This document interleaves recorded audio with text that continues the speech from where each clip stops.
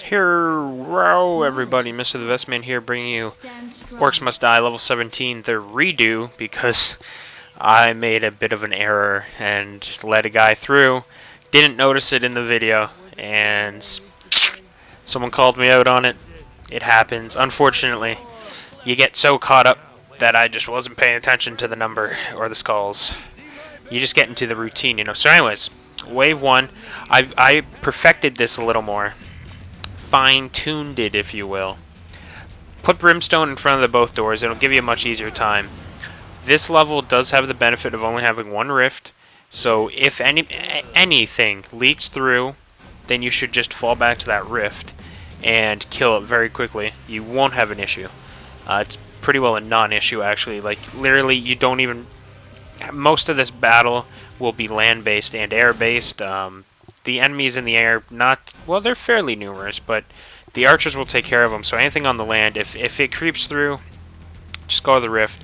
Wave 2, you saw, put down some more brimstone, and had to deal with a couple cobalt sappers. Wave 3, you have some ogres coming out. You shouldn't have to worry too much. You can see I had to run back to the rift, took care of them. Wave 4, you're going to want to put archers up. Now, you're going to see I only put 4 up. It ends up being a little too many. Little too few. Few too many? Few too little. Ah. So, instead of putting that brimstone there, what I would suggest is put up probably 6 to 8 archers rather than just 4. What's going to happen is, because there will be an overwhelming amount of the larger flying creatures, and your 4 archers will just have a really hard time. Here at wave 5, I'm pushing all the wrong buttons trying to bring up the menu because I wanted to get that Weaver skill. From here on out, you're pretty well just going to have a mixture of land and air. Your land should be pretty solid with all the brimstone and the lightning bolts. Very unlikely anything will get through. If it does, you should have the rift upgrade so that it has lightning. If not, you can always fall back to the rift yourself. You can see I put some more archers up there to cover the fact that my other ones died. And I have to deal with these guys personally. It's not a big deal, though. Plus, you get some extra money for doing it yourself. Wave 7. I'm not going to change a whole lot. But what we are going to do is start laying down paladins. And this is where my thing differs a little bit. I didn't use the paladins too much the first time. What I find is the paladins pretty well make an impenetrable wall if you have enough of them, because the enemies will just get clogged up against them. So what ends up working is if you put about 3 paladins, as you see me do there, you've pretty well secured that nothing is going to get through on the land. It's drastic overkill. You don't need 3. You could do 1 or 2, but 3 is guaranteeing you that almost nothing will get through. And 3 paladins can very easily take on ogres.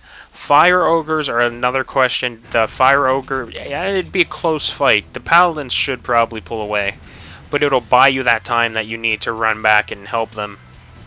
Wave 9, you can see we're basically just going through the cycles now, going through the motions. Freeze the ogres, let the paladins kill them with your magic. I beef up the brimstone just a little bit more, but it's not really necessary.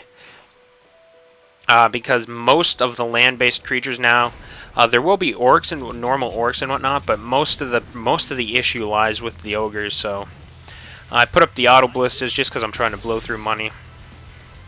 But otherwise, you're just going to want to repeat the same motions. Lightning. Keep an eye on your radar. The radar is always very useful. I did have at one point a flying enemy snuck past me, almost got to the rift without me noticing, but because I pulled up the radar, I managed to see that. Keep an eye on these sappers. They shouldn't make it through all the brimstone, but if they do, it doesn't take many sappers to kill a paladin, unfortunately. So just watch out for that. That's wave 11 that those guys come out. And wave 12 here, you can see I'm just going to put up some archers for the lulls, but I don't really need them. Otherwise, you just kill what comes out. Should be some orcs and ogres. Otherwise, you'll be fine. And you will get the 5 skull rather than the 4, because we're at 30 out of 30 rift points this time instead of 25 out of 30 last time. And there we are. So that's the 5 skull. I thank you for watching here at Xbox Live Arcade Fans. I'm Mr. the Vestman, and we will see everyone next time.